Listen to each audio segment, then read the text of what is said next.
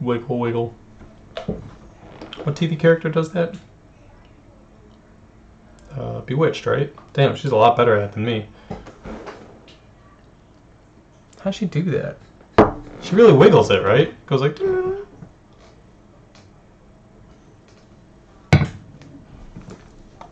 Fatty Woods. Okay, so... let's rebound. We've got Behold. It's the best common here, definitely, by far. But there's also Glimpse the Cosmos, which is really, really strong as well. I think I like that more than Behold on pack 1, pick 1. There's also an Avalanche Caller. Supremely strong in the Snow deck, but you really have to be in the Snow deck, right? Whereas Glimpse is pretty, you know, it's fine in most decks, but if you have, you know, some amount of Shapeshifters, it's really going to come together. Now, the next two players may end up pulling blue cards out of this pack, because no matter what I take, those are like the strongest cards. So I could, you know, just take the War Master and, you know, build a deck around Shapeshifters and some Elves. It's usually underdrafted. So there is something to be said for that, right? Because, man, we are about to line up some blue decks. So I like it. Let's do counter-programming and play against the decks. Granted, you know, could have taken a Snow card and then take Path of the World Tree. We'd feel a lot better about ourselves right now and our life decisions and what brought us here. But we could take an Elf, we could take a Lindworm, you know, not as exciting. I think Mistwalker is probably better to pick up here than that, but we should probably just take this path. You know, lick our wounds. We should have taken the path, you know, we should have taken the Snow card in the first place, like an Avalanche Caller. There's also a Ruined Crown, but we're going to take the path.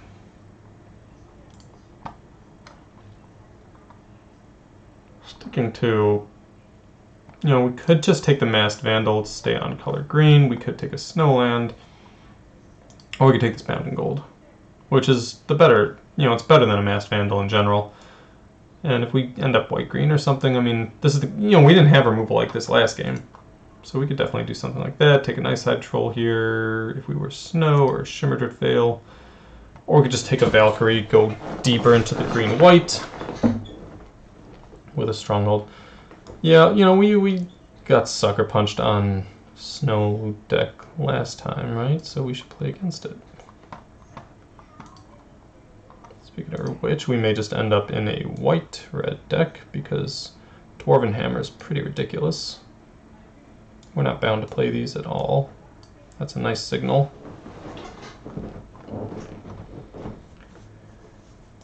Let's stay, you know, stay true to ourselves for a moment.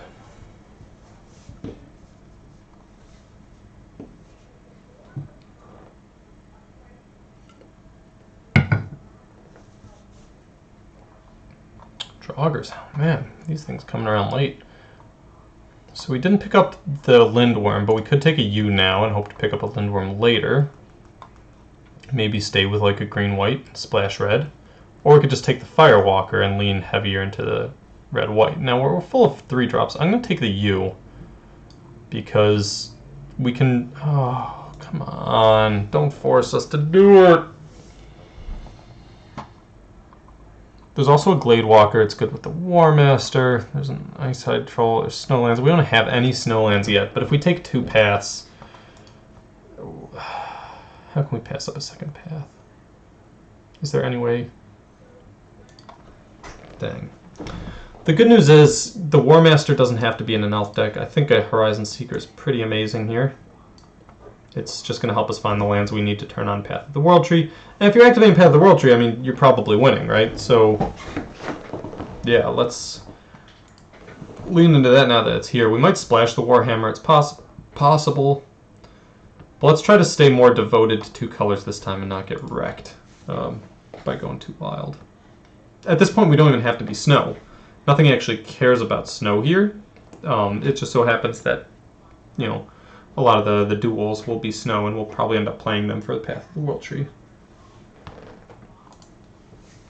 Man, we saw 3 Replicating Rings last time. If we see any this time, they're much better for our deck.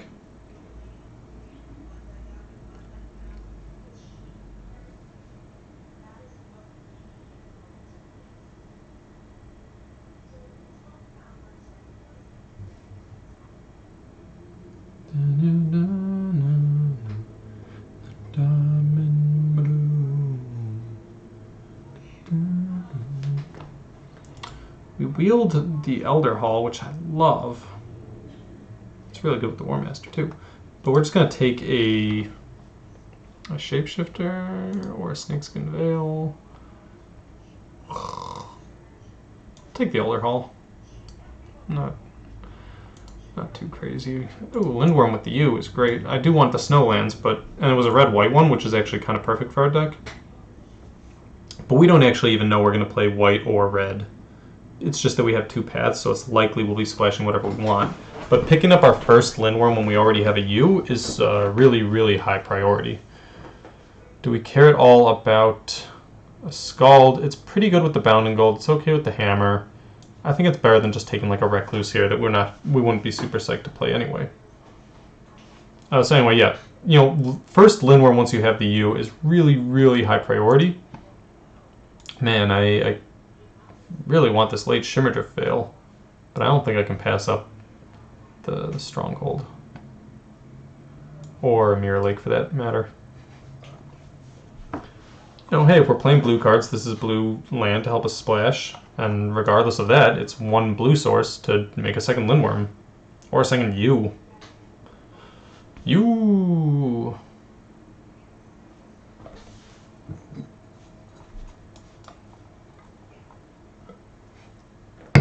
Mystic Reflection can be kind of cool.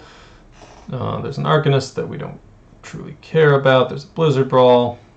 There is a Shimmerdrift Veil, which we do want to be picking up. But Shepherd of the Cosmos is a great card, and it helps you pick back up Path of the World Tree, because it's any permanent, not just a creature. So I'm definitely going to take that. It's a really strong card in general. A 3/3 flyer is good in this format.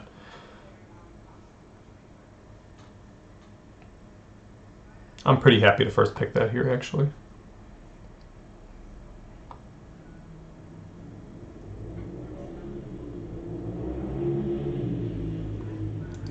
What do we lean into? Herald. We're not deep on Elves. This is more of a 2-drop for us than anything else.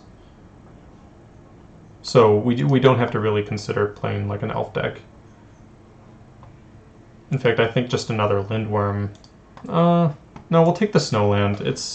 Or Birgie Boy, actually. So another Lindworm is obviously good because we have the U. And we're actually not playing Snow, really. We're just playing double Path of the World Tree. So let's take a land that lets us splash the Dwarven Hammer, play our white cards, and also Path of the World Tree people.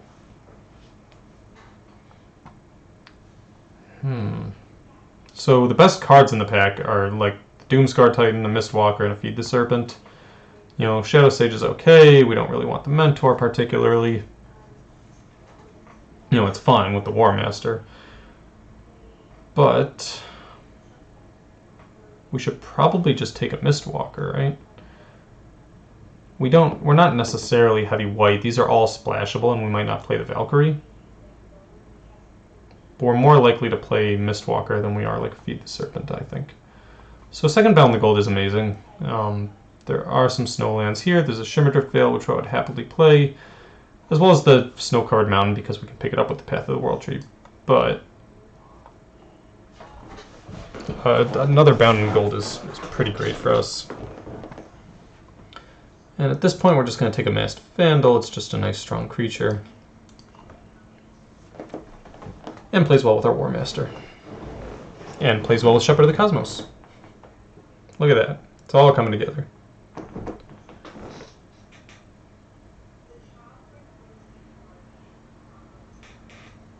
If we were forced to play the deck we have right now versus the last deck, and like all the blank spaces were just filled with 1/1s, I would still feel better about this deck. This deck is looking a lot stronger in general. We've got combo plays, multiple combo plays. We'll get together our Path of the World Tree plan.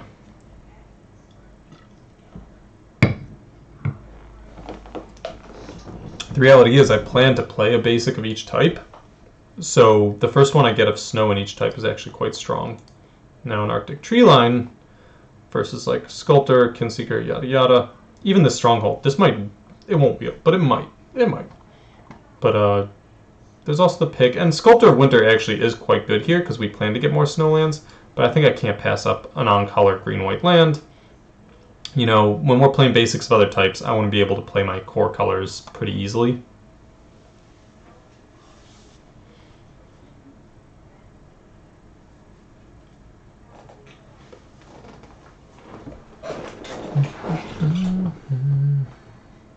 Plus this will help us play double white spells like this.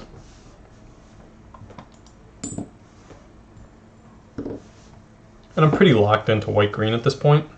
You know, splashing whatever we want with the paths. Just because double bound and gold is really good. And our green cards obviously are quite strong. Glittering Frost looks nice and good here. We've got some high-end stuff that we can ramp into. It gives us our additional colors. If we do find like an elf, now it's obviously a lot better, and I'd take that higher pick over a, you know, an off-color duel or something like that.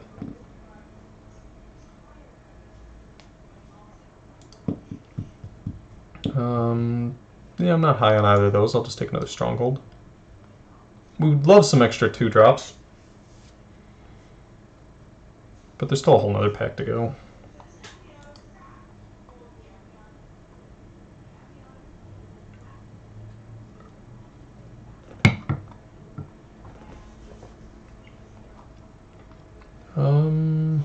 Unfortunately, this Arcanist doesn't find us anything. Not huge on the wings, but we might play that. Wow, Lindworm Wheels. Happy about that. So now our curve is pretty high, and you know, early plays will be more important to us. But even having a second Lindworm, you know, due to the U is quite strong. And with Mirror Lakes, I mean, you know, there's a lot you can do here. So we'll take our first Snow Plains. We have no payoff for being snow yet, but if one shows up, we can fetch up Snowlands, so we want to have them.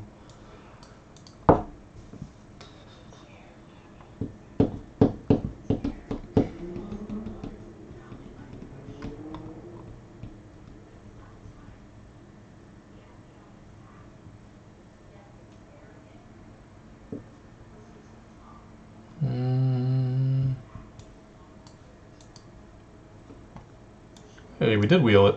That's our third Stronghold, my goodness. Okay, so Calamity Bear is pretty good, but we're not splashing it. It's not worth it. Glimpse the Cosmos with 1 Mistwalker, 1 Vandal. Any other giants? No. So I think I'm just going to take another Shepherd.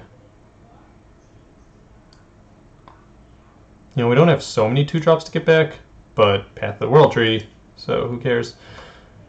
The Fang Bear is not bad here. There's also a Shimmerder Fail, obviously helpful for our plans. And another Masked Vandal, which we would play, but I'm just going to take Finn. He's a great blocker. We can get him back with Shepherd. You know, you play this on turn 2 against the red-white deck, it's just an amazing blocker.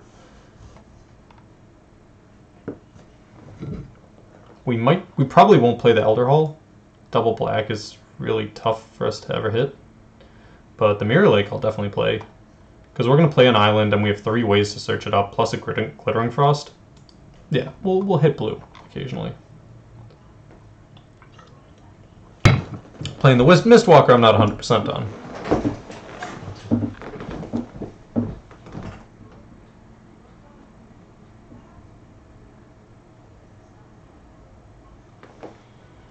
Red-black, I don't really care about that. A third Lindworm might be a bit much. But what else are we going to take? A Courser? What does it reduce? Not much either. It reduces our paths and our bounding golds, I suppose. Yeah, alright, I could take that. Augury Raven, certainly stronger card. But why ruin our colors? Actually, the Sentinel is quite good. That allows us to hit our trees much more likely. And here, we're not going to be hitting double blue or double black very often, as we've kind of discussed already. But I will play my first Glacial Plane. It allows us to actually splash the Mistwalker pretty easily. Third Path of the World Tree. Over, you know, some fairly fine white cards. The Valkyrie I'd probably play. The Godsoul Guardian, I'd probably play any of them. I'd play the Shimmerder Fail as well. But a third Path, I mean, how can we pass that up with double Shepherd? This is how we win games. So let's pick up a 2-drop. We can take good off-color cards now because it's extremely easy to splash. It's like we have 3 sources of any color right here. We might not even play Glitter. Oh, we'll play Glittering Frost to activate them, but still. It's, we can splash any bomb we want, essentially. Elven Bow is pretty fantastic. There's also a Disdainful Stroke, but I'm very happy to pick that up. Okay. Right. So we could take a Sentinel just to help activate them, but what are, you know, who are we kidding? We're going to take a 4th Path, the World Tree.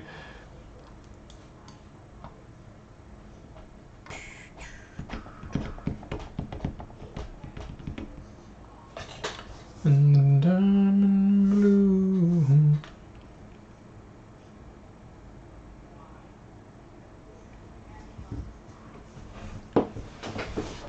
How many lands do we have? 1, 2, 3, 4, 5, 6, 7, 8. So we need 1 more playable, but I'm sure we've got it. Don't worry about it. Got it. Oh, Masked Vandal. This deck is coming together nicely. I'm very happy with it at the moment. I'd probably play a Liberator before I play... You know what, I'm not going to play any of these. I'm going to take the rare and fill up my set. I don't know if I have 4 of that rare, because I never draft it, so it's less likely that I've got 4 copies. I'm pretty close to a set completion, so now picking up random rares just means 20 gems, essentially. I think I'm like, 15 or so rares away from just having set completion. I don't think we're going to play any of these white cards. No, it seems extremely unlikely.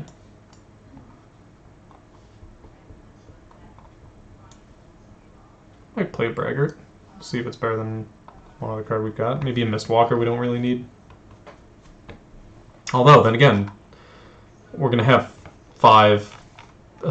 6 blue sources, so no, I'd probably just rather play the Mistwalker. So what our deck is going to be really, really good at is making sure we always hit our 3rd land drop, which is important to consider, because we've got 4 Path of World Trees. We're never going to miss our 3rd land drop. It's just not going to happen.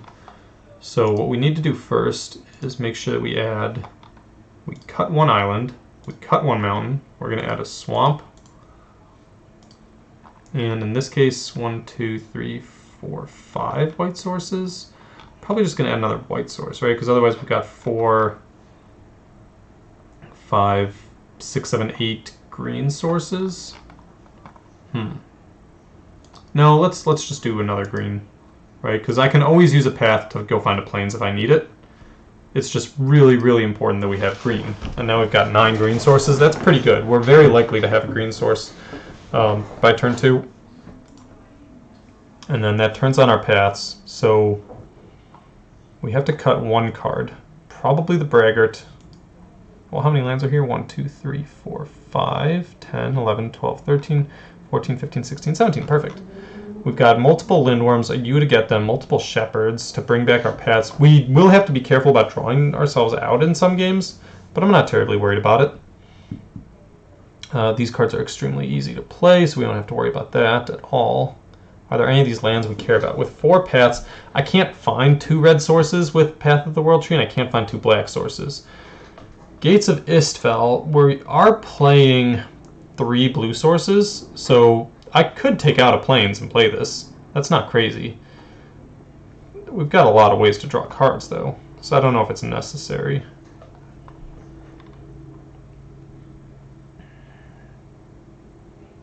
We actually have a fair number of elves, even, for the War Master.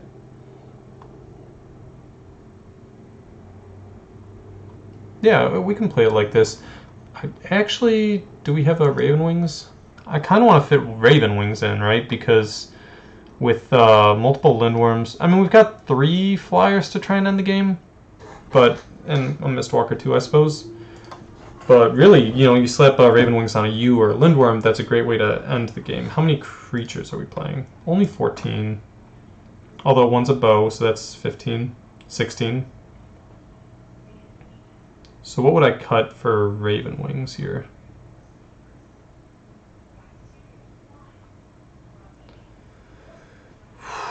Not much. We could actually probably cut a land. Incidentally, I might cut a plains. because we're probably going to go find a plains first with Path of the World Tree. Right?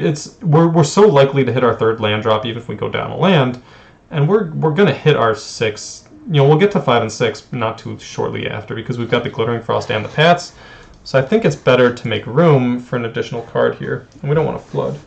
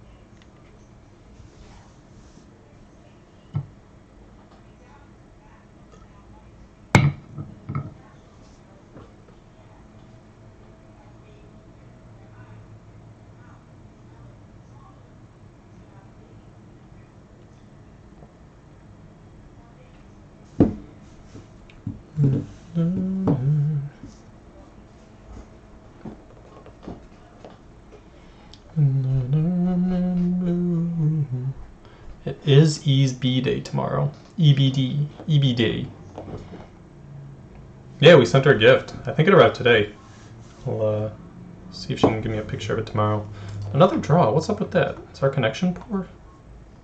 Alright, I feel pretty strong about this deck. I'd say it's like a 6 or 7. I mean, it's missing, Struggle for Skemfars. It's missing... There are certainly some good green cards we could be playing. And we don't have any amazing bombs. Some unstoppable creature, which there are a lot of in this set. But for Path of the World Trees, I mean, who's going to scoff at that? So there you go. We're going to go find our white source on turn 2. And then we'll play out the Horizon Seeker and try and find more lands. I like this hand. I wish we were playing first, but... Because I don't really... if he starts playing creatures, I don't really want to take turn 2 off to play this. Oh, well, now we might just play the Story Seeker instead so that we can fight him for lands. Fight him for life.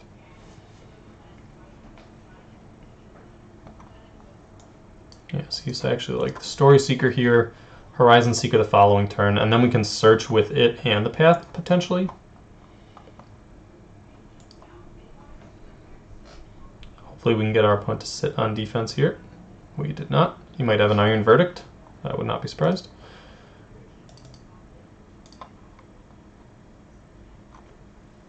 Oh, Wings of the Cosmos! Touche, opponent. Alright. We didn't even gain our life.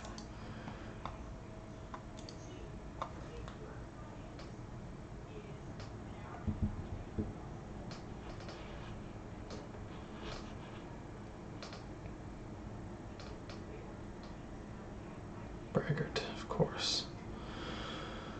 Of course, is a braggart.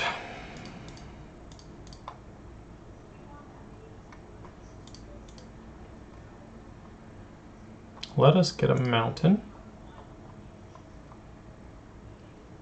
Play our Path, the World Tree. And let's go get a swamp. So now we're just missing a redundant white or blue source, which we will find, don't worry.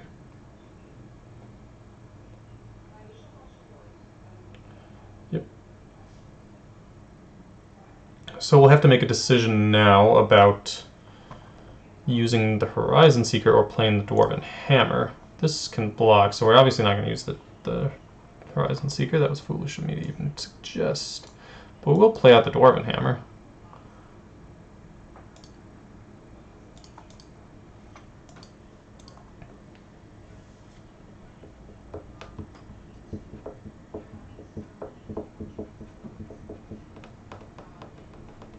There's a lot of ways he could destroy that equipment. Green, white. He has no creatures in the yard, notably. Yeah. So he might attack just to put one there.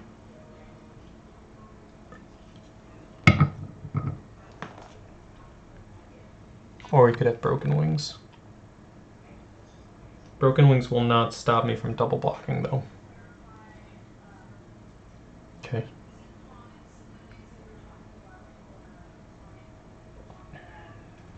So now I have to double block, and then he'll pump and maybe kill both, which I'm still fine with.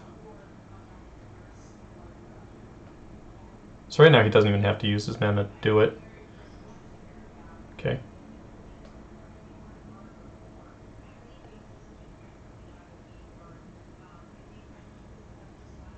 Important to know that we're going to be dead in 5 turns to the Raptor, but we can also play this Lindworm, which is pretty helpful here. The Elven Bow also would do a lot here, so I think I will play the War Master, and then the Elven Bow, and then the Stronghold.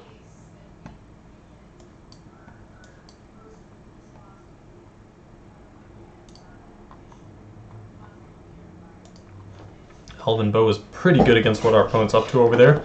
If he has a way to destroy equipments, that's actually going to be the one he's going to go after. And he has a creature in the yard now. Oh no, he doesn't. Why? Did that get exiled? Why did that get exiled? Oh, to play the Valkyrie. Ah, opponent. Yeah, force yourself into it.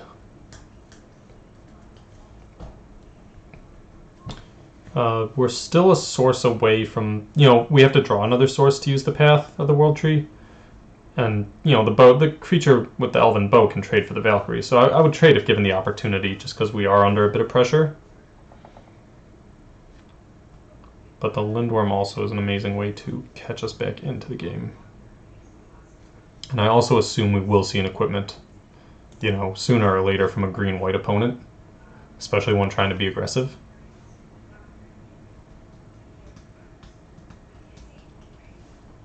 We got Struggle. Ooh, goes after the War Master because we have a lot of mana. He was pretty scared about that. And this is bigger for a turn.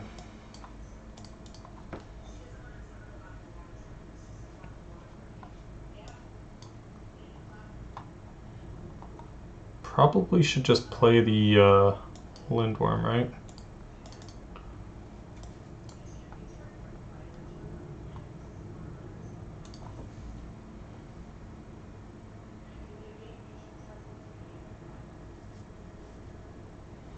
Elderleaf Mentor's pretty good here. Continue to attack. Shepherd of the Cosmos getting back. What do we want? Story Seeker? Doesn't do too much yet. Actually, it's not bad. So we will have to foretell this. Put the bow here. And still see no reason to play a Vandal. We had to suspend this because we only had white and white source. Another Lindworm is pretty strong. What do we do? Does this take 3 to equip? So we can't do it all.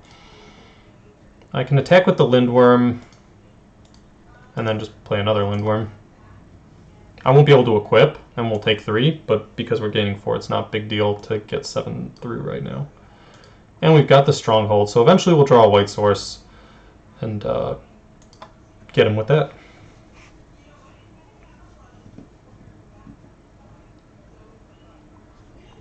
So there's our blue.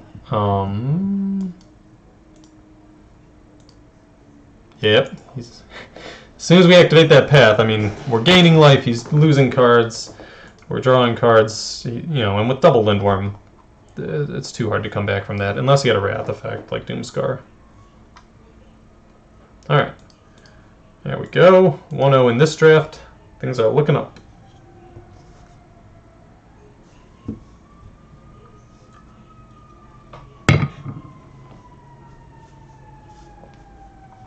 We've got our green source and double path, so we're going to hit all our lands. I'm going to start with the green because I'd like to play this if I can.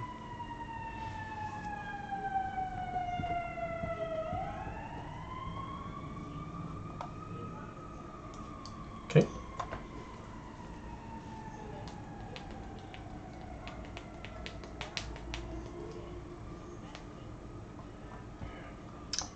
I'll probably just play the War Master here since I'm playing a tap land anyway. He's the better creature to get. I think he's better to get in play than Finn. Bears the Fang.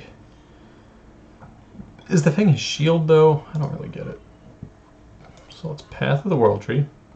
Darn, we'll have to get a forest if we want to play this Sentinel, which we're not going to do. We're going to take a... What do we have? We've got blue, white, green. So let's take a mountain. And we can still make a play. And there's no reason to attack.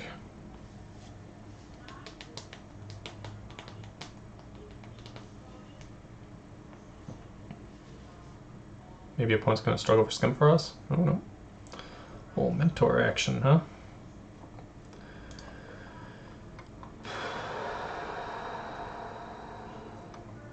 I think I'm going to play this elf. Get another token. Oh, that's our only green source. Gah, I'm a fool. What am I doing?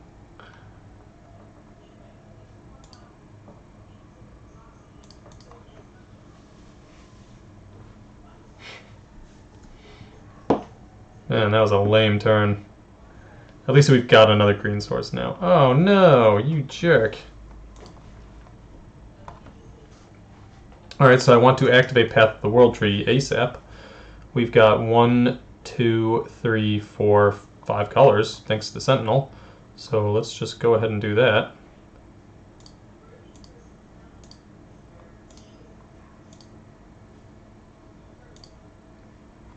Target opponent, target up to 1 creature.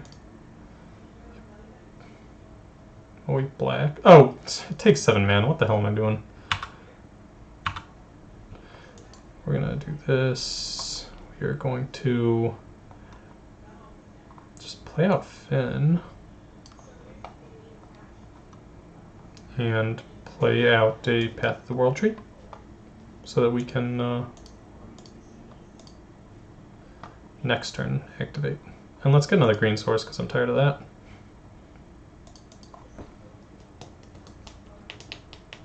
Oh, he's going to take control of our Path of the World Tree.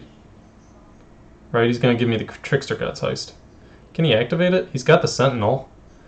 What am I doing? Oh my goodness. He's missing white and red. So hopefully we can draw a Masked Vandal before that goes off.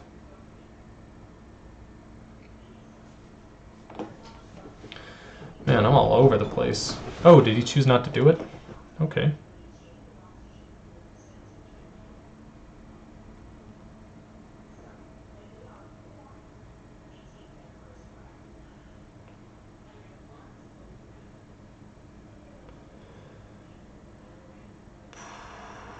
Okay, so he played a creature. Notably, he would have had 7 mana to activate the War Master and protect all his guys. Now he does not. If I attack with my little dude... That's definitely worth blocking.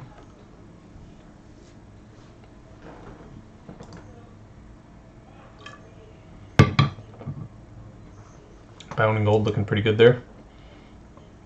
So now we've got 7 mana. Let's just kill the War Master and get started here, right?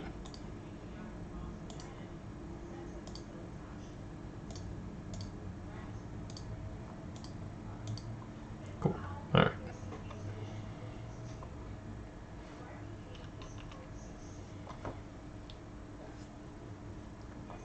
Okay. And yeah, let's attack with Finn. Next turn we'll probably just Bound and Gold the Valkyrie. It's one of our opponent's only ways to actually win the game. Although putting the Raven Wings on the Finn isn't, crazy either. We have access to so much nonsense now, and we can just Path of the World Tree again. Bergstrider, okay. Opponent has tapped out of snow sources.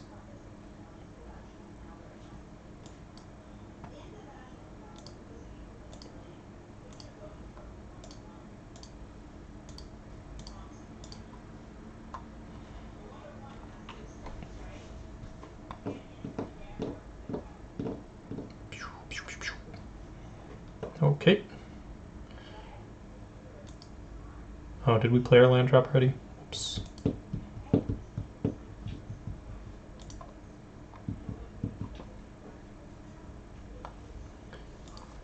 Alright, we'll play the Stronghold. We have a Mirror Lake and a Stronghold. So we've got a lot of power on board as well. Gives them a lot of elves, sure. Bergstrider trades for 2 bears is fine by me. Not planning on getting run over here anytime soon.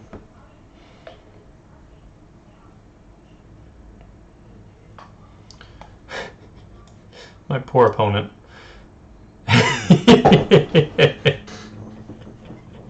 Oh, let's go get a swamp. I'm tired of tapping my boys.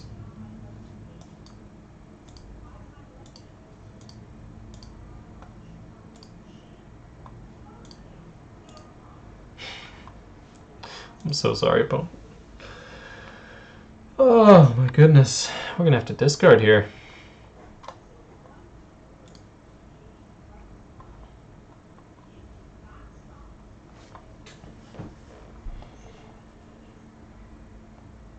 Alright, what's he up to? Raise the Draugr. Alright, he's going for it. Discard 1, discard 2. Yeah. Alright, he's got Bergy Boy. He's got the Valkyrie. That's his game plan. We will Bound and Gold the Valkyrie. We've got a lot of mana next turn. 3, 4, 5, 6, 7, 8. 3, 4, 5, 6, 7, 8. Yeah, with the Sentinel as well if we really need it. Let's just go ahead. We can play Lindworm and then Lichar Mirror Lake that. Let's go Stronghold. I guess just Bound and Gold, right? That's his one way to win.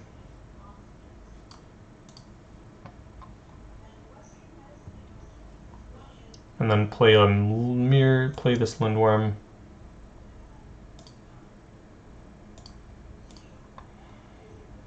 And then next turn we'll use the Mirror Lake to make a copy of Lindworm. We should get out our U because that gives us I want to get our second Lindworm active as soon as possible. Eyesight Troll's pretty good. It's a good blocker. Just gonna give my boy here flying though.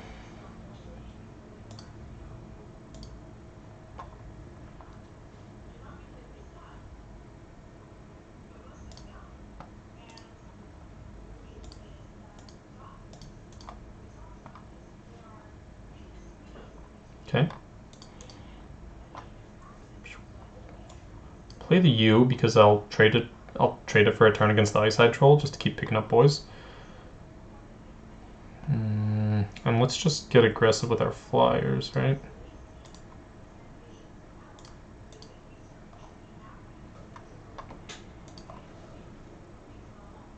Okay. Like this.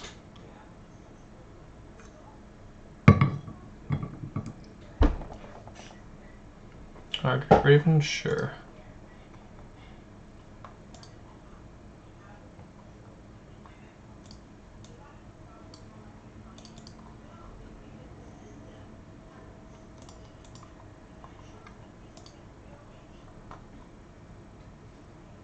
He may be hoping to deck me.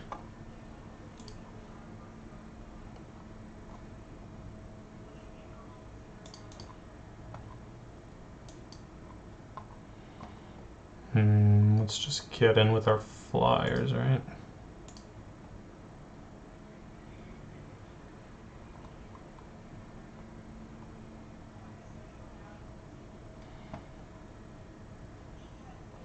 So if he trades the Raven this turn for the Valkyrie, then next turn I'll just start using Strongholds, and that'll quickly shut this game out.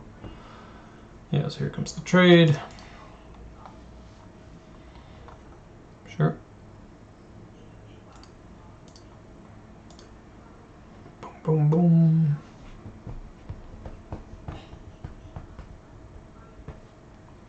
Now he'll start using the Eyesight Troll on defense, so let's just get our Mistwalker down. Just another way that we can force some damage through in the air.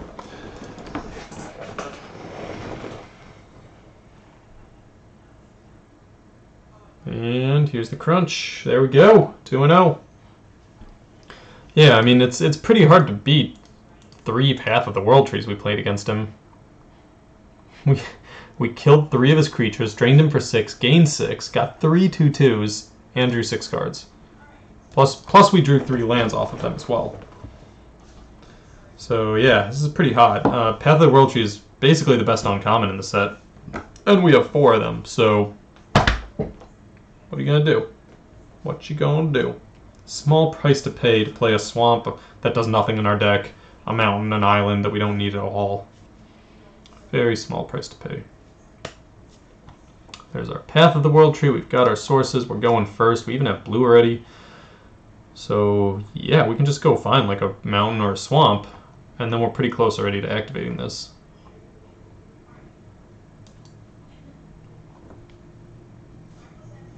Opponent's mulliganing like that. The slower he plays, the better Path of the World Tree is. You know, if he's on aggro, maybe we don't have time to activate it, right? But if we can get him to slip up even a little bit, I mean, our card advantage doesn't lose. It's kind of like, what's his name, Parker Lewis. Our deck is a lot like Parker Lewis, you know. It can't lose, so heretofore, Batman can suck it.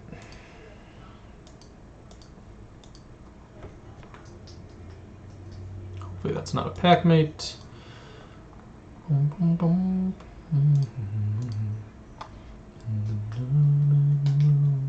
Opponent's heart might sink when we play an island this turn, because he'll be like, damn, he's 1 color off.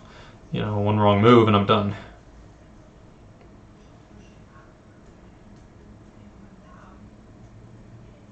Augur, sure.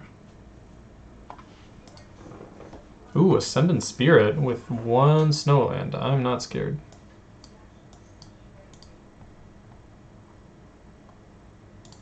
Hey, you know, with any luck, our opponent will put a bunch of mana into the Spirit, and then we'll bound and gold it. It's pretty cool art, but the card doesn't do too much. Missed opportunity there, opponent. Shouldn't have played the land first. Maybe you'll pick up a Snowland and you really wanted it, you know?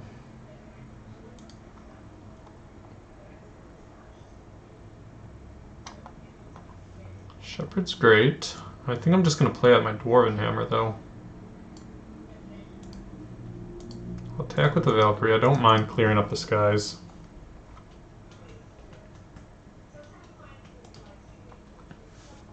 And it turns out our Masked Vandal, which is good as well. Okay. Board is currently ours. Ooh, double Mirror Lake. And here's another Snowland at last. That's pretty cool. Do I just bound and gold now? I think now we'll see if he trades here. I doubt he will. I want to give him the option. You know, I could get him for 7 right here, which is obviously a lot of damage if I put the bound and gold on it. But he's going to start pumping mana into this. If I get him to pump mana into this even a couple times, I don't care if it becomes a 4/4, right? Because I'm going to start playing Shepherds. You know, I'm about to put 2 of them in Foretold. That's a lot of power I've got now.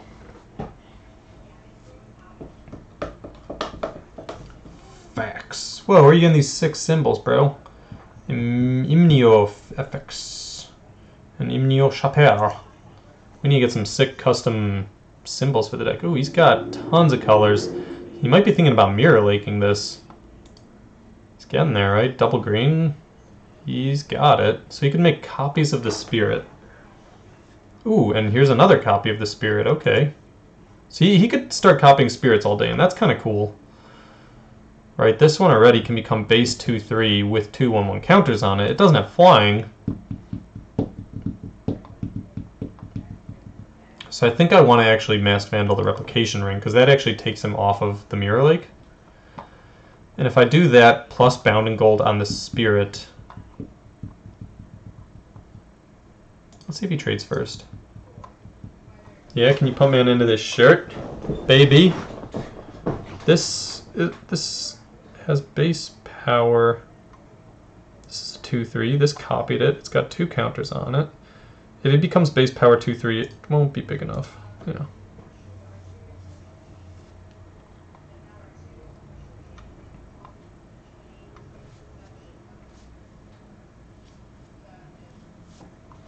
Look at all these things. No mama gue.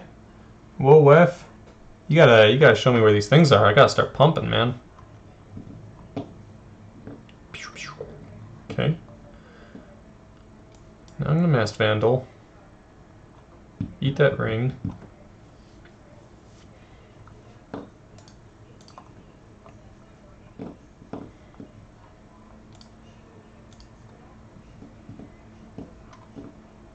And probably just equip the hammer, right?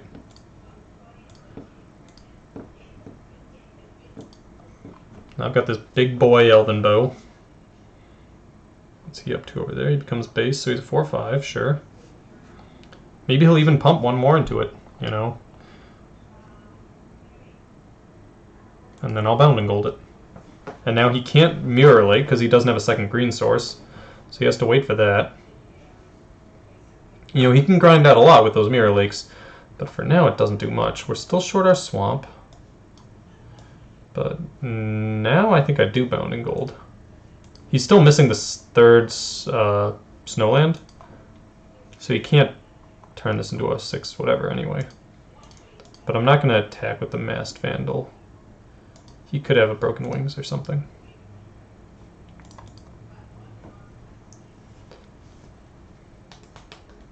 So next turn it might be worth it just to play a Shepherd of the Cosmos for no value. That being said, now we've got Glittering Frost, so that just went out the window. I will still attack with this. He will trade. It doesn't do too much. It reduces his life total, obviously. So, yeah, let's tap 1, 2, 3 here. Put the Glittering Frost on this. Great. And let's just cancel that. We'll put the more expensive thing on here because that's 3 and this costs 2. Oh no, that's 3 too. Alright. So now we also have Path of the World Tree online. Opponent's in quite the pickle. Maybe he can't play the cards in his hand because we killed his multicolored source. Glittering Frost. If he lives this turn, he's got a shot.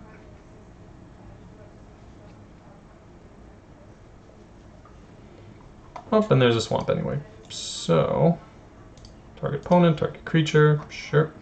There we go. 3-0, baby! Woo, woo, woo, woo, woo. Let's keep it running. Gravy train. Making up for our embarrassing last game. Last draft.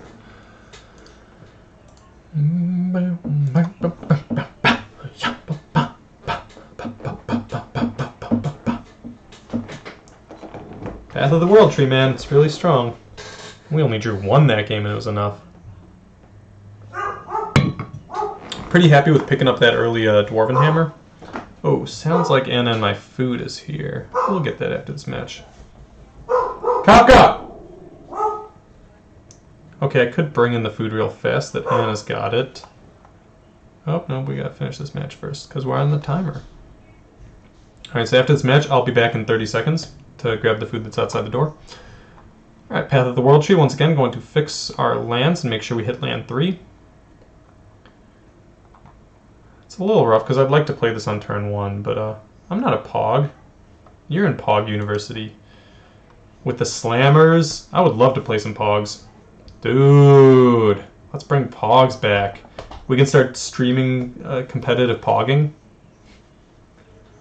I think it's right up there in viewership with competitive pegging. Double Lindworm, you say? I just noticed the Lindworm has like an elk in its mouth. Alright. I don't know if that one's dead or not yet. Just let it die. Opponent mulliganed again. I like this. Unfortunately, this does nothing. Unfortunately, this... Competitive pogging or pegging, Bonfan? Also, whoa! 007, what are you doing here? Nice to see you. You came at the right time. We're 3-0. Crushing it right now.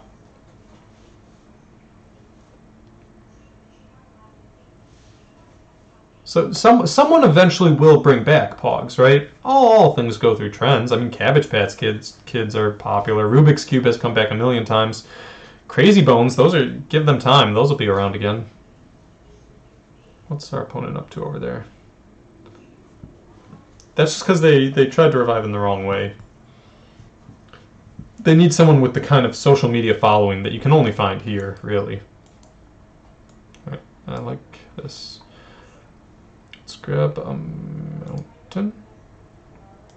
Next turn we'll grab an island and play the Sentinel. And our opponent, hey, he might just scoop it to that.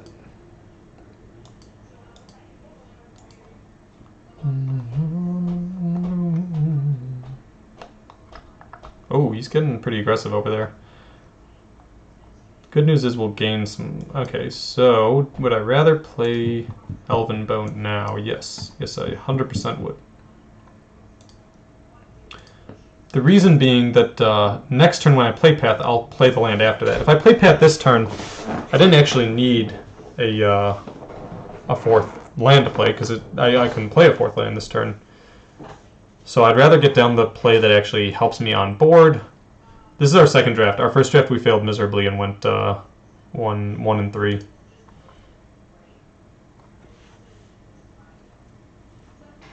Okay. Death touch. I'm just gonna block the bigger guy.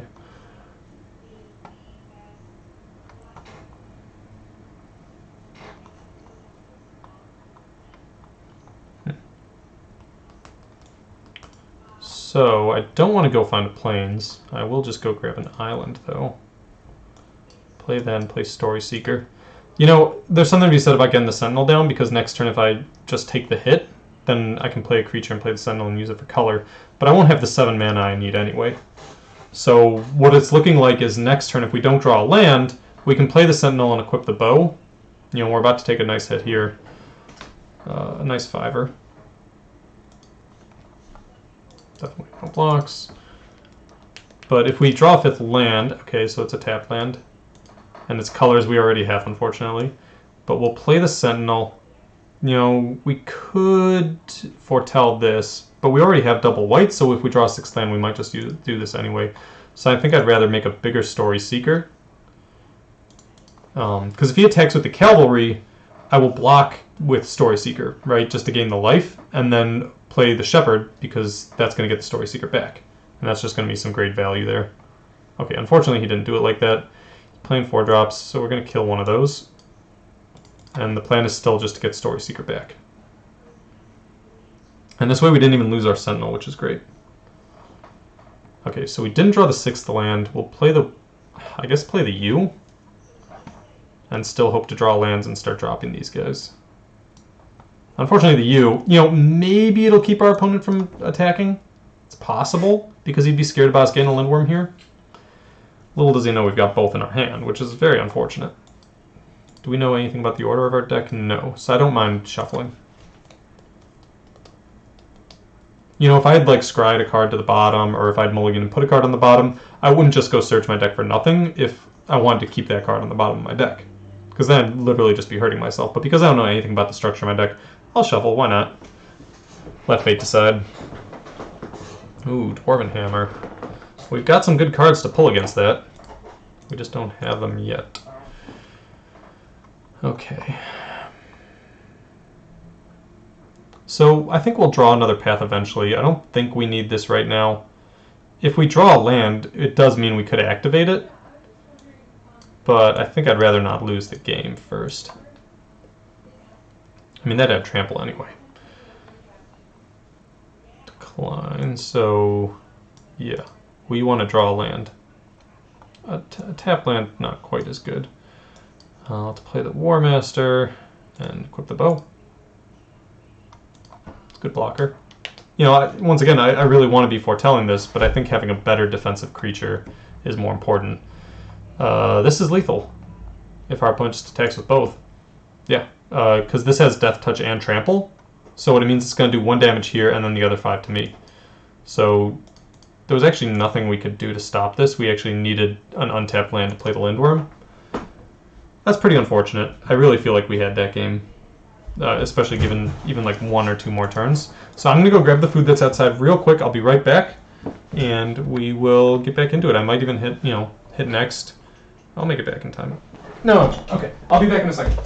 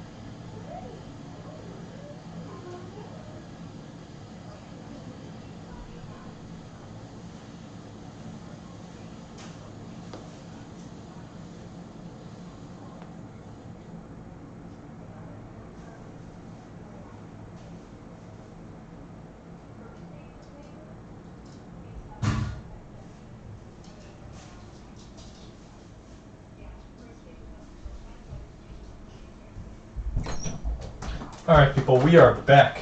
Sorry about that. So in that last game, incidentally, I think we made the right choice, right? It was about turn 3 when our opponent played the Breakneck Berserker, the 3-2 haste, and attacked. And he attacked with the 2-2 that had the Death Touch rune on it, and the 3-2. So I guess it was his turn 4. And we had a 2... What did we have? A 2-2? Probably a 2-2. We go first. Yeah, we can find our white mana. So we had a 2-2. We were going to be trading that against the Breakneck Berserker, or we had a 2-3, right? It doesn't really matter because it would have died to the Death Touch or the 3-2. If we had blocked the 2-2, we would have gotten rid of the Death Touch creature, which incidentally would have made a huge difference there because Trample and Death Touch is such a lethal combination. But we didn't know that our opponent had Trample. I think we just wanted to still kill the 3-2. So although I think we made the right move, it certainly wasn't great for us. I don't feel particularly bound to Bounding Gold the Fangbearer.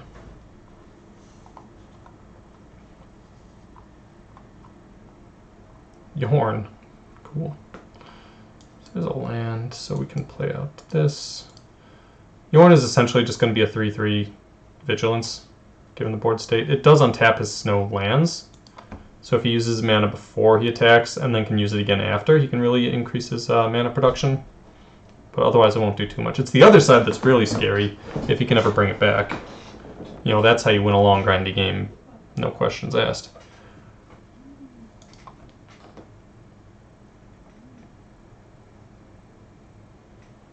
And he attacks, he untaps his lands. I will just kill Yorn here. It's good to have a creature in my graveyard as well for the Masked Vandal.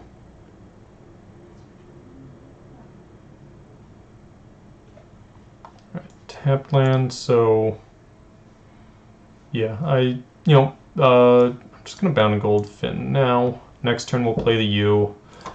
Pick up a Lindworm when we block eventually. Currently nothing to get back with our Shepherd. So let's just make this game last.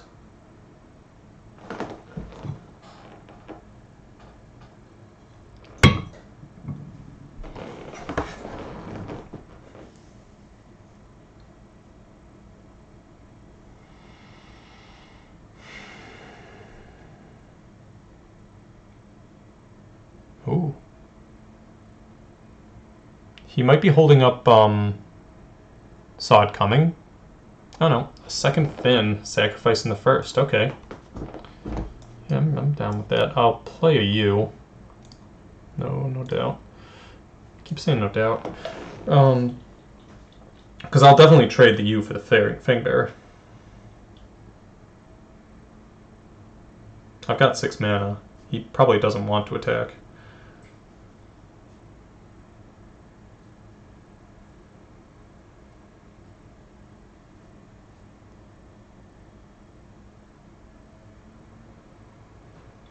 We could be unpredictable and... Oh, okay. It's going to destroy my path? Yep. Well, now we're going to shepherd that back and it's going to look amazing. We're damn geniuses over here.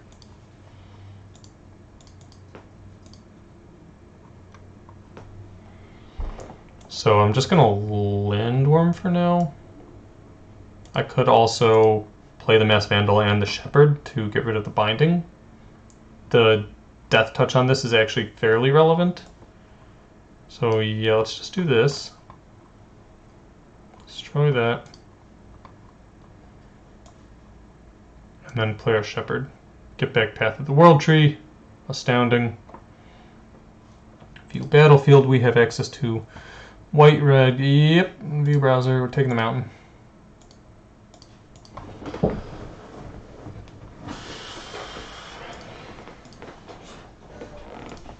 Always have a backup plan. Yeah. Grizzled Outrider, cool. What do we got? Struggle for Scumfar. Yeah, that was fairly predictable.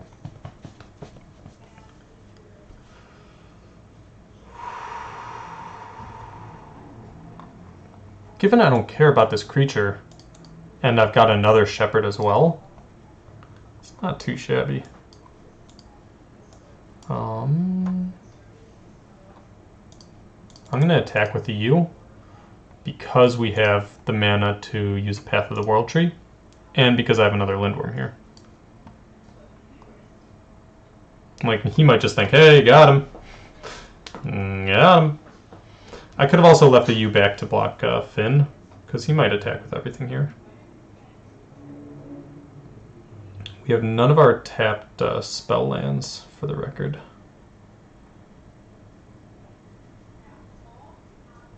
Ooh, okay. Wow, very relevant.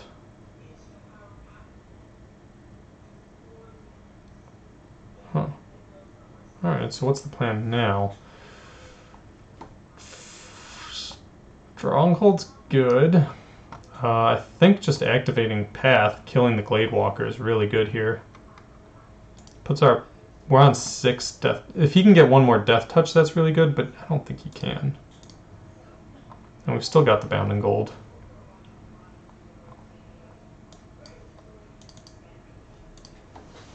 Right, so now he has to be very careful about attacks. We have a tapped Stronghold, so we can threaten lethal. The most he can threaten in the air here. Let's see what he does.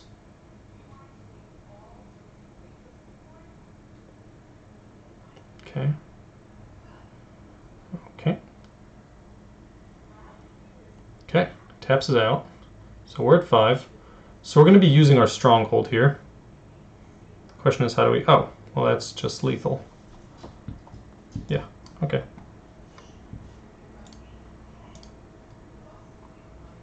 Still never reach, right?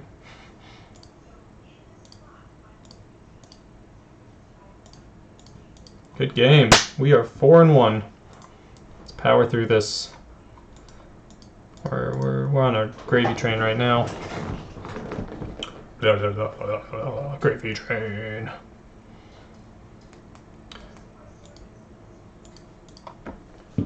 I would go get Kafka for an appearance. Unfortunately, Anna's in a class right now, which is why I went to the door to get the food and rather than letting Anna do it. So I'd like to minimize going out there as much as possible. However, Kafka, you know, I'm sure he'd love to make an appearance. Maybe we could just open the door and wait for him to waltz in. Double Path with white already. Yeah. Love it.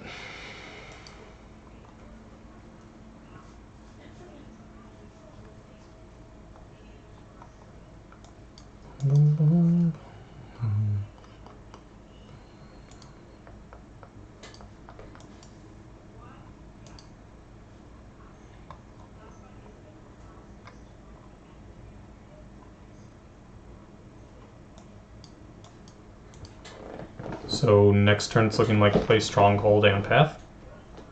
Seems great. If our opponent attacks, I'll still block. He might have run amok, you know, yada yada. Ooh, Forest.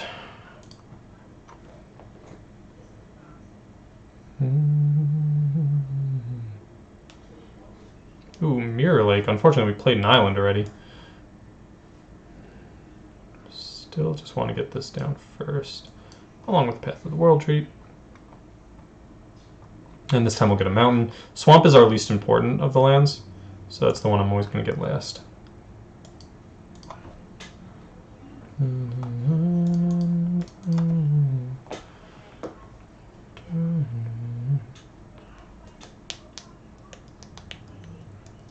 Opponent has missed some land drops, so probably getting a little frustrating over there. If he has Run Amok, that's fine. If he has a Jarl, I don't think he's got a Jarl. Maybe he's got a Frostbite? Sure. It's also fine. So I'm just going to play this Mirror Lake so we can play Lindworm next turn. I don't feel the need to Bound and Gold anything here. He's got a handful of action, so I'd rather Bound and Gold things that are going to matter later. And also we have the mana to use the Mirror Lake. So, like, I kind of want to Bound and Gold this, but I'm just going to play a Lindworm. Because if he can kill my Lindworm, then he's not going to have the mana to use the Firewalker. If he attacks the Firewalker and just kills it by running it into my Lindworm, you know, maybe he's got a Run Amok. It's possible. Why would he play his lands? He's probably not going to attack the Firewalker, unless he really needs his mana. Like Feed the Serpent.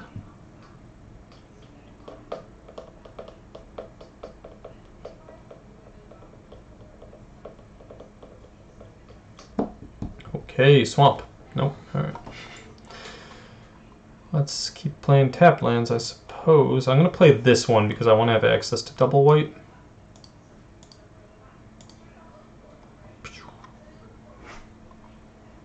Okay, opponent, now what? So now I can also activate my Stronghold. You know, if I go gaining 20 life against this opponent, what's he going to do, right? I'm going to play a Stronghold and activate the other one, and then activate this Stronghold on the following turn. And that's just, you know, I'm going to gain 30 plus life over the next 2 turns. Unless he's got some amazing removal, he's out of luck. You know, maybe he'll get super aggressive and just attack with everything here. Ooh, Shackles, see? There's an attack. But it doesn't matter, right? He attacks for a very healthy amount here, and then I use Stronghold, and I'm going to gain it all back, and then some.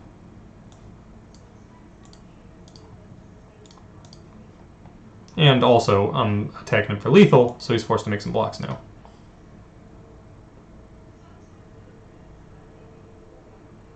Alright, I didn't mess up, right? I didn't have lethal. No, I would have been 1 short of lethal if I had used a Bound and Gold. So that was the right move. And now we're back to 22, so if he Shackles again, you know, he'd still this time have to tap the Lindworm. I've got 2 creatures. If he can double Shackles, that's lethal. But 1 Shackle won't do it.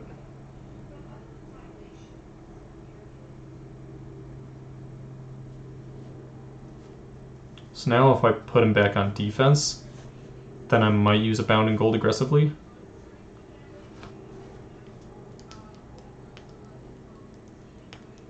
Ooh, okay. He does that and attacks? What's the plan here? Huh. What on earth is he up to?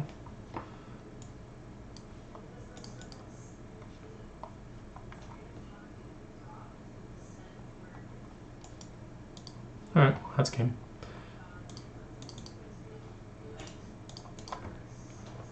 Yeah, I mean, this format, right, you've never seen Lindworm be this good. And, you know, they've never printed this particular version of it, but Honey Mammoth they've had. The Colossal Dreadmaw, you know, the 6/6 for 6 has, I've never seen it this good in a format. The common 6/6 for 6 green creature. The gaining 4 life is so extremely relevant here just for catching up and getting games back under control. And look at how it stabilized us there. I mean, our life was fair, you know, he was trying to get aggressive, but we, you know, we gained 8 life off of Lindworms, and then we gained, you know, 15 life the next turn.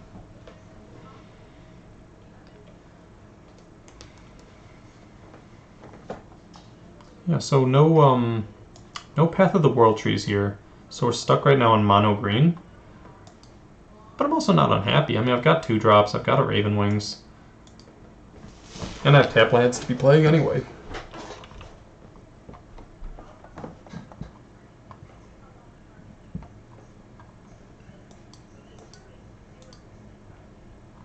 Hopefully he doesn't play a Packmate here.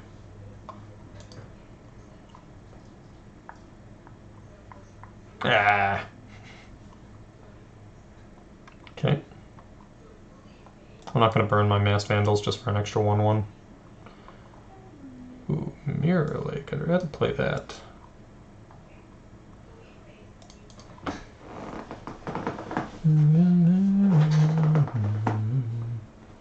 I could play out a Masked Vandal just for the extra creatures, because I'll need to trade something eventually if I want to be using one of them anyway.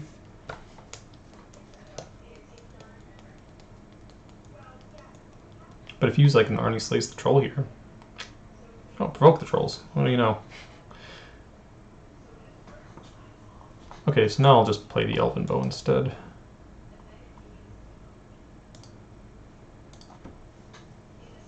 It can't block the Packmate obviously this turn, but next turn we'll attach the Raven Wings to it.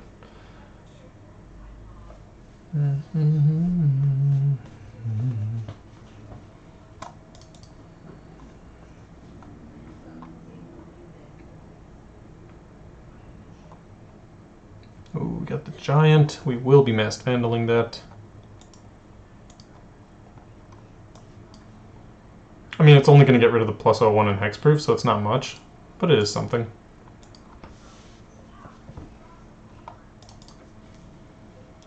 And now we can do some blocking, try and kill that Giant.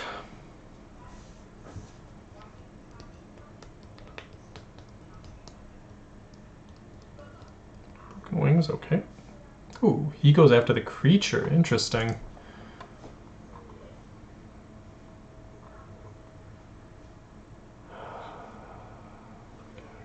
If he has a Bergstrider in hand, I'll be really unhappy if I don't block, right? Because my plan right now is to put the Elven Bow on the Vandal, which makes it a really good blocker against these guys, and try and stabilize a little bit. Or should I just play a Mistwalker, which then blocks the Packmate the following turn? It's a shame that we go to exactly 7, right? Because now any removal will end the game. But I think... So this way we'll go down to 4. We'll go to 4 with the plan of what? Playing a Mistwalker next turn? Okay, squash. So that's a good game. Would we have been in a good position had we, what, chump blocked there? Or if we played a creature this turn instead? Is Mistwalker the safer pick? It can block the Packmate, but it's not like really safe, right? Because if we play the Mistwalker and then he decides just to kill that, now we have to just chump block with the Masked Vandal. Now he's got both of his creatures. I'm down to 4, and I've got no way out of that. So, I mean, we were in a rough spot anyway. We took, what, 3 hits from the Packmate before he even played out the other guy. This is better. We actually have our colors.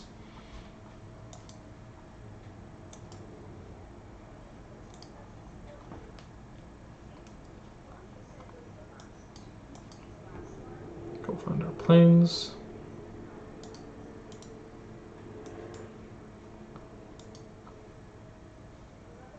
Blue-black, huh?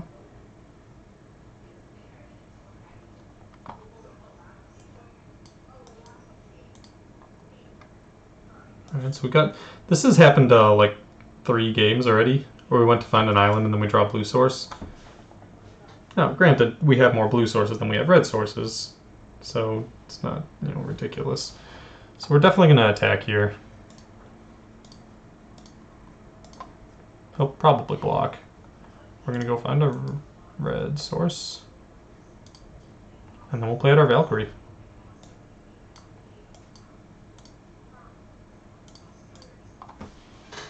Nice, sufficient use. Our Horizon Seeker did exactly what we wanted him to do. He traded for their 3-drop and got us a land.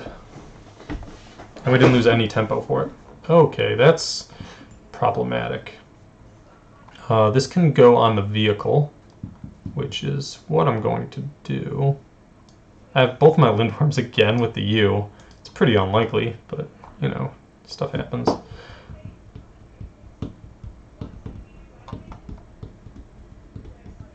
He'll probably try and find a way to get that off of it. He very well could just be splashing the Chariot because it's a ridiculous bomb. I mean, it's a really, really strong card. But maybe he's base green, being green-black and splashing this land. Okay, sure. That's fine. Next turn we're going to start playing Lindworms. And we're also getting pretty close to the mana for this. We just need a black source. And we've got 3 Path of the World trees to go find it, as well as a Glittering Frost.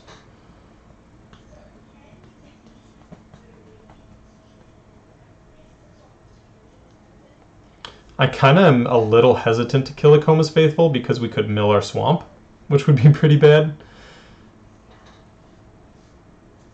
He's going to use removal, sure. He doesn't want me untapping and using the Mirror Lake. Little does he know, I'm about to play another Lindworm. We'll see if he can keep up his action. He has 2 mana, so he might be holding up a counter spell. In which case... Am I pained at all to just play the U here? No, I'm going to play a U. Okay, it went really quickly. I don't believe he's got a counter spell there. No, I hate to sharp corner the game that way. But that's Arena for you. Vengeful Reaper, okay. So he's going to continue to try and pressure my life total pretty aggressively.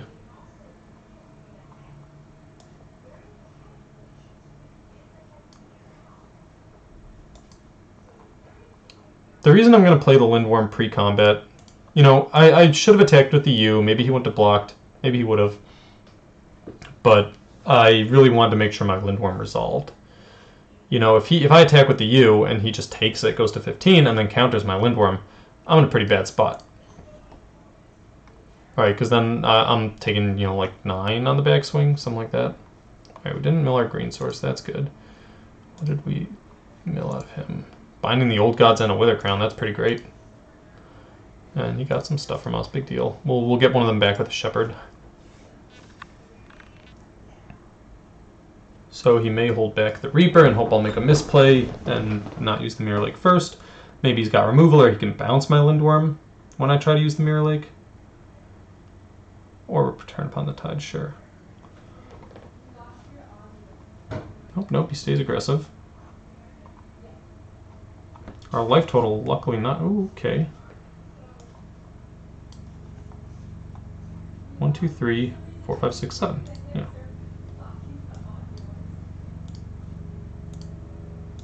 Oh, right. Sure.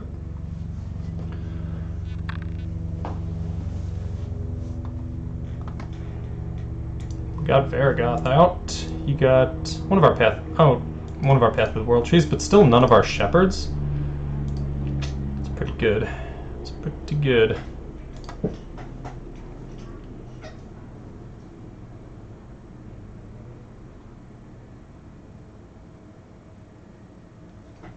We will have to be concerned about milling, but not yet.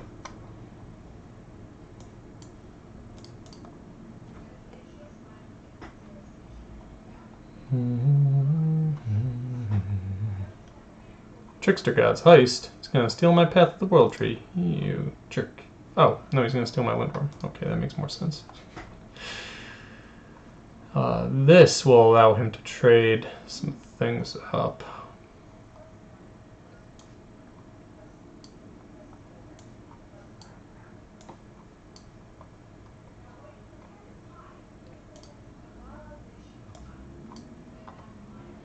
So the Lindworm, you know, it's annoying. What are you going to do? The Valkyrie I can't get back. Alright, we've got good blockers. I could have attacked with the Alpha, I suppose. So he stopped my ability to use the Mirror Lake. And notably, you know, if he gets another blue source, he will be able to bring back, like, Varragoth, I suppose. Is this only from your graveyard, right? Yeah, good. Crippling Fear? Whoa! Touche, opponent. Yeah, we'll take our hits here.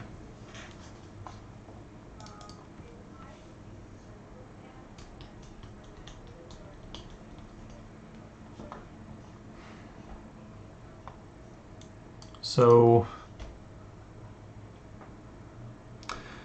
I can put the... How much mana do I have? 1, 2, 3, 5, 6, 7, 8, 9. Is that 10? 3, 4, 5, 10. So I can put the hammer and use Path of the World tree. Seems good. You know, I don't get to kill a creature. Oh, nope, we don't have 7, do we? 3, 4, 5, 6, 7. We do. White, black, blue. Oh, we tapped our red. Why did we tap the red source? Okay. So, I guess the play then is not to make a copy of Masked Vandal, but just to do this. We've got a few copies of it. I need the life. I think we lost our Elven Bow, right? Yeah. So we lost Elven Bow and no copies of... one copy of Bound in Gold. So we have a copy of Bound in Gold. We have 2 more Strongholds in the deck.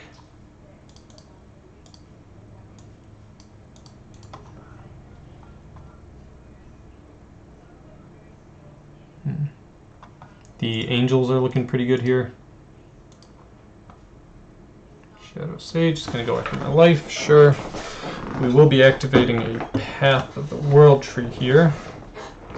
And using another. So this will eat into our cards a bit.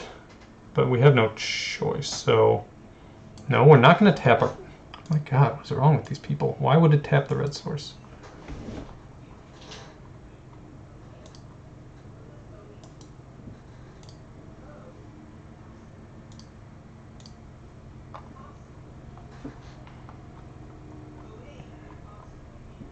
I shouldn't have played that land. This could be relevant.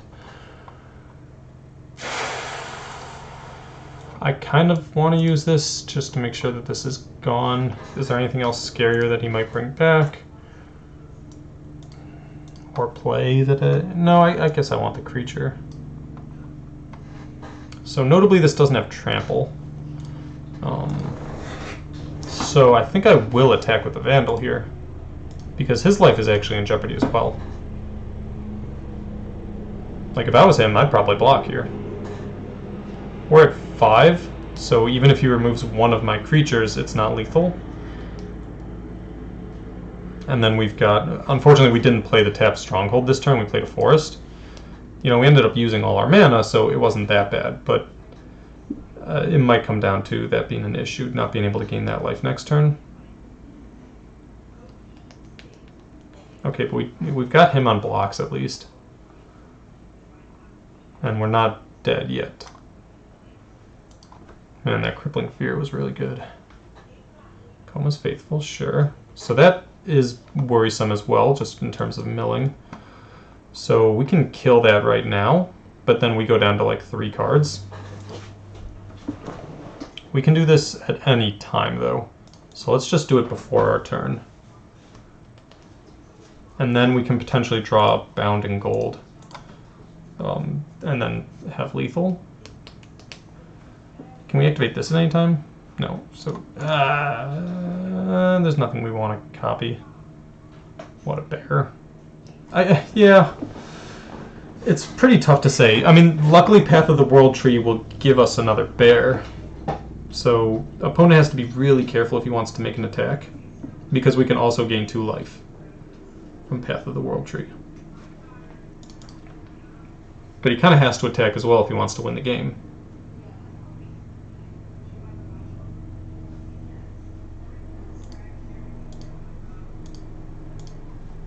So this means we've got very few cards left to try and win the game. We might get decked out, but he's not gaining any life here. He's at 1. There goes our Bound in Gold. Okay, so we lost that option and a Shepherd of the Cosmos. But we've got 4 creatures and he's at 1. Can he gain life somehow? This can be activated instant speed, but it comes in tapped and he doesn't have the blue source. Maybe he's got a Shipwreck card or whatever, which would be very relevant here. He'd still have to double block, and we should still be able to, you know, if he's got the Shipwreck, no, it takes double blue. So let's activate this.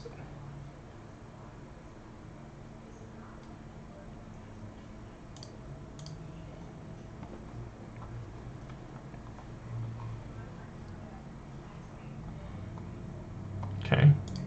We will attack with everything. If you can flash something in, it's not lethal. Yes! Alright! Tight game. Opponent almost got us with the Coma's Faithful Mill. But there we go. Check it, check it, check it, check it, check it, check it, check it, check it. Choo choo! Oh, it's 8:30. Wow, late draft. But we are 6-2 right now, so obviously we're not stopping. Let's finish this draft. Let's get a 7-2. Which I think would be 2 weeks in a row of starting with like a 1-3 or an 0-3 and then going 7-2. So yeah, let's keep that up.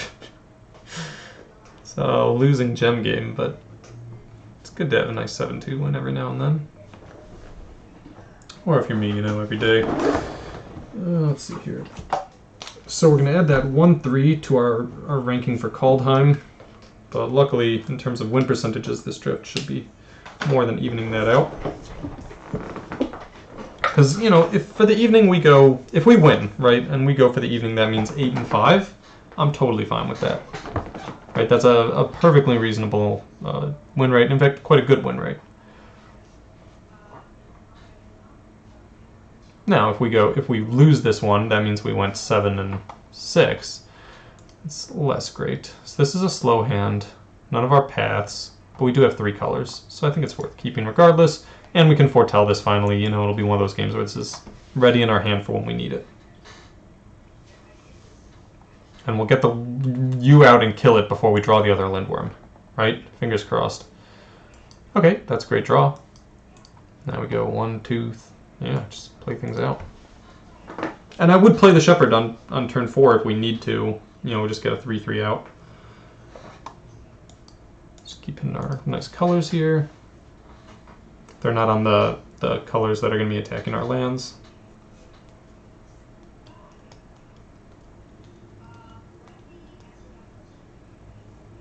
Okay. Right to the bottom it goes. So, because we do that, I'm not going to play the Shepherd, obviously. The bow is quite good against these reinforcements. And the U is going to be a great play next turn.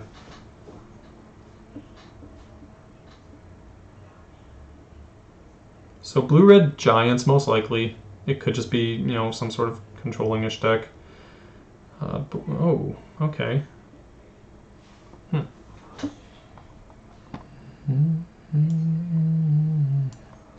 just going to attack with the Mistwalker. I mean, maybe he'll end up attacking for a ton next turn and I'll regret it. But we'll have back-to-back Lindworms in that case. And 8 life will more than make up for that.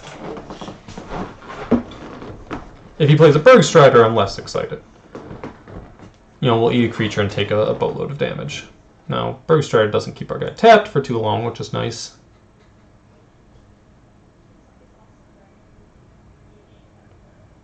Giant's Amulet, much less scared of that.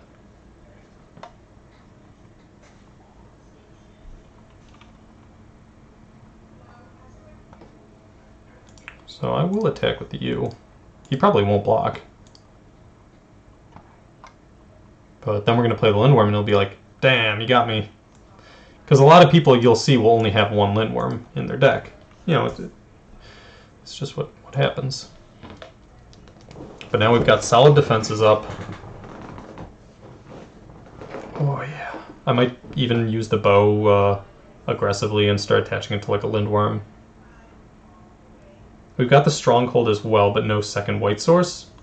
Despite, you know, and we have the Sentinel in our hand as well. So we could be threatening some really big life-linking creatures in a minute. Let's see what our bear has to say about all this. Adorable.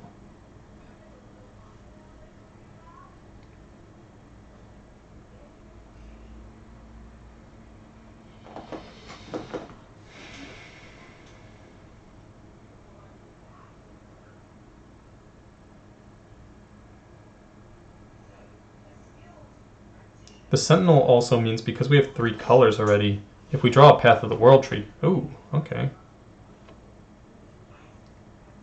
Big boys deal damage.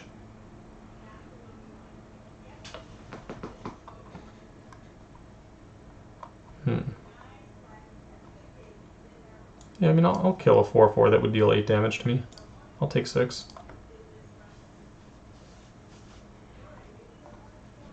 Path is great. So, play the Path, go find a mountain, play the Sentinel.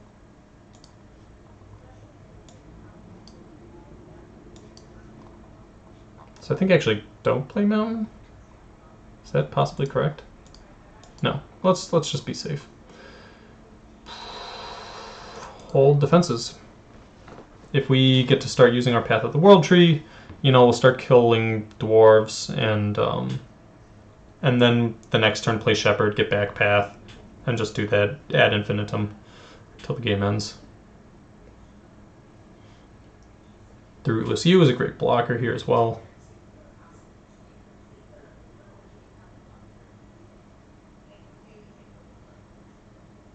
He might kill my Sentinel. If given the chance, I would probably. Yeah. Oh, nope, he kills the U. Because now he gets really aggressive, and I'll probably trade a creature here just to avoid taking 1,000,000 damage. He was hoping I didn't have another Lindworm. Because I'm not going to triple block and kill a bearer. That's just not happening. So let's see how aggressive he wants to be here. Not at all. Okay. That's more like it. I would have to tap a lot of creatures out to do this, but luckily I would get a bear as a blocker. So let's play Stronghold tapped. And yeah, let's just activate. Start killing creatures. Auto pay. Tap down this guy. Get a bear. Mirror Lake's great. No attacks. So we're up for taking a ton of damage this turn. Right? If he can somehow stop both of my blockers, then, you know, he can attack obviously for 6, 12, 13, 14, 15, 16, 17, 18 damage, which is a lot, actually. But we've got a lot going for us next turn. We've got 3, 4, 5, 6, 7, 8 mana. Basalt Ravager is a great card for him to be pulling here. I will trade the bear for 6 life here.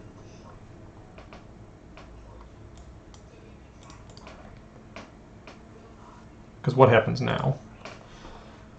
Bound and Gold unfortunately can't stop the Calamity Bearer, you know, as we'd like it to. But playing Mirror Lake, 3, 4, 8.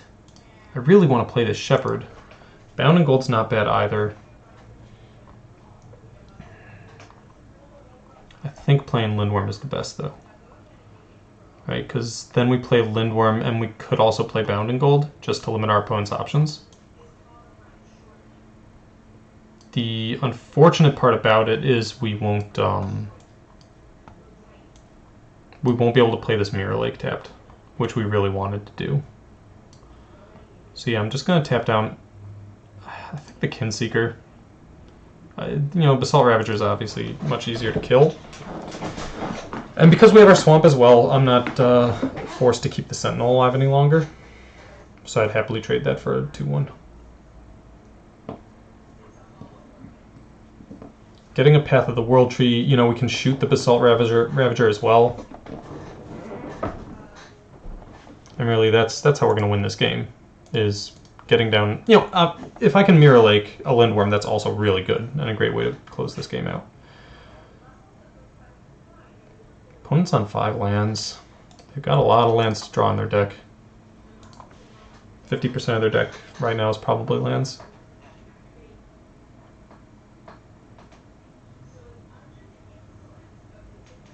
Raven Wings can be a problem. We've got a lot of blockers for that.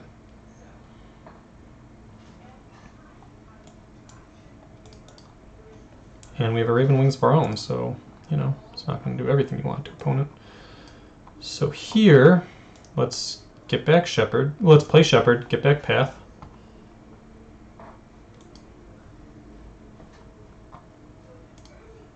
Pull the last basic out of our deck. Let's play a tapped Mirror Lake, play a Raven's Wings.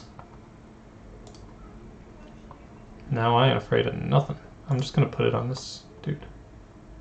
No text.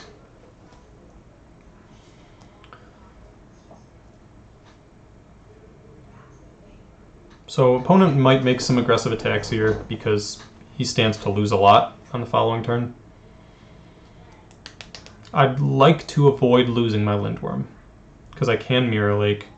Of course I could just Path as well, and that's honestly better than Mirror Laking. I've got the Stronghold as well, so I can gain life a bit later and down the line in this game anyway. Doomscar Titan. Man. Opponent's really got it going on. I wish I'd put flying on here. So now double blocking the Calamity Bear is much, is out of the question. So yeah, I mean, let's just block like this. We'll go down to 3. It's not great. We're going to eat 2 of his creatures. We'll lose a flyer. We'll lose both flyers, so we'll be forced to use flying next turn. Let's block like that. Wow, okay. Oh, did we lose? We lost everything? Oh, the Lindworm lost to the Titan. So maybe those were the wrong ways to block.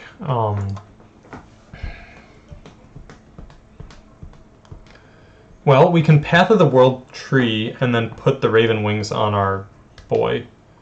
Why did we put flying on the Elven Bow creature? Can someone tell me? It obviously should have been on the Lindworm. Okay, so let's kill a creature. I mean, this is the best we can do.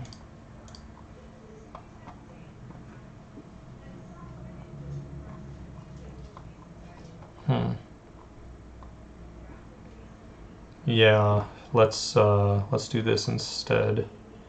Let's Masked Vandal, because we can play a forest and play Finn. So let's Masked Vandal away the Raven Wings. We can exile Mistwalkers, fine. Play Finn. Alright, game's not over. We can block all of our opponent's creatures.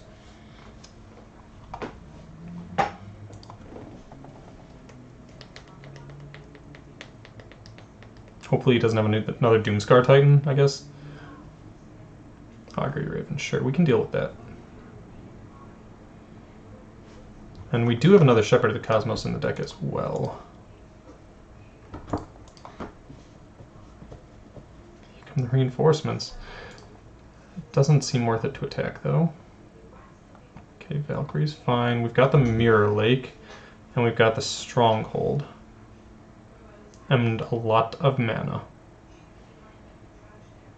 So maybe what we do, I don't think I can make a copy and do this Stronghold. I don't even think I can activate the Stronghold. I don't have a second white source right now. So we need to preserve our life total here. Which means probably playing this at a discount and equipping a bunch of things. Right, so we'll play a tapped land here. White source. Helpful. If we play this at a discount, we can make a copy using the Mirror Lake.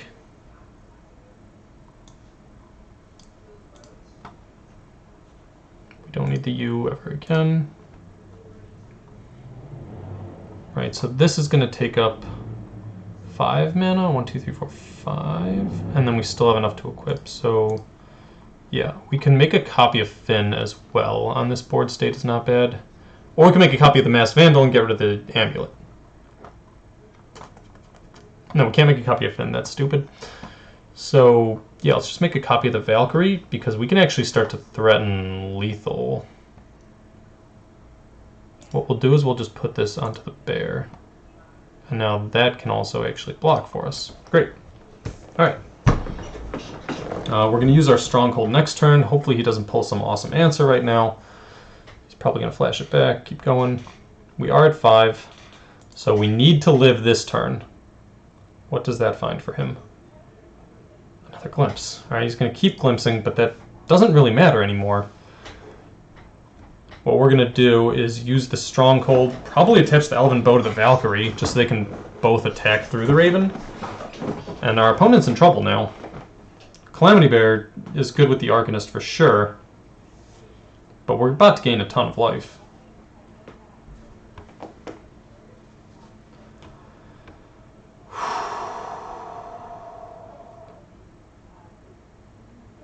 The Vigilance on the Stronghold is really what's going to carry this through. We can also, if I just put the Raven Wings on the bear, those two will be attacking for lethal. He'll be forced to block one of those, and then the Valkyrie can actually just get through. So we'll play this tree line. How much mana do we have? If we activate this, it's going to cost 3 plus the land. So 1, 2, 3, 4, right? And that's going to leave us with 7 additional mana. With the additional 7, we could play the Raven Wings and still play the Dwarven Hammer. I mean, it's a fine blocker. But if I want to just play this for 3, so 3 to play this, 3 to equip it. So 6, 7, 8. And then we still need 4 for this. So we're short by 1 to do it all. That would have to be lethal, right? We could just skip playing the Raven's Wings. If I put Dwarven Hammer onto the Valkyrie and do this, that's 6. That's 6 plus the 4 for this. So that means these two creatures would be, this would have 6, 7 power, and have trample. So if he'd want to trade, he'd have to block this. I actually kind of like that, right? So I'm going to play this. I'll decline. Let's do it to these, not to the bear. I know that was tempting. Let's just equip here, right? Because now if he blocks, if he trades here, he'll die.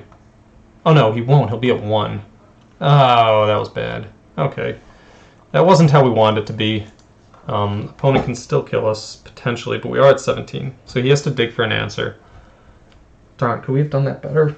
If we had put it on the bear and attacked with all 3, he would have been forced to chump block.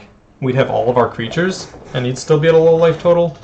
Yeah, maybe we just botched that. So, can our opponent kill us, is the question. Is that lethal? No. I think we just won. I think we had a better attack last turn. But,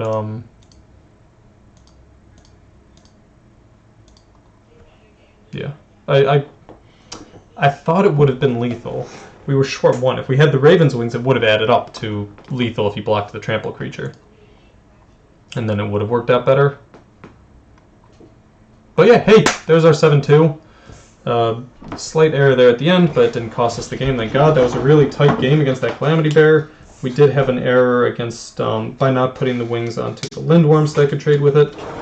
Oh, wow, double mythics in our